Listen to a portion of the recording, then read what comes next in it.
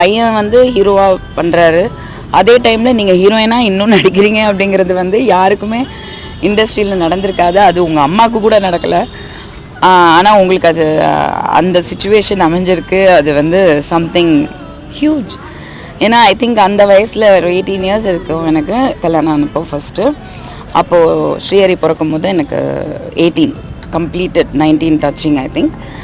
அப்போது அந்த decision wrong decision கூட நம்ம லைஃப்பில் சம்டைம்ஸ் நினைப்போம்ல, ஏர்லி மேரேஜ் வந்து பண்ணியிருக்க வேண்டான்னு.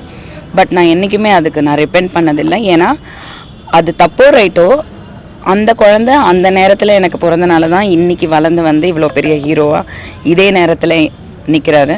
நிறைய பேர் நம்ப மாட்டேங்கிறாங்க. பிகாஸ் ஜோவிகாவை வந்து கொஞ்சம் சின்ன வயசுலேருந்தே நிறைய இந்த யூடியூப்பில் என் சேனல்லாம் வருவாங்க. குக் வித் கோமாளியில் வந்திருக்காங்க, பிக் பாஸ் ஸ்கூலில் வந்திருக்காங்க. ஸோ அவங்கள வளர்ந்து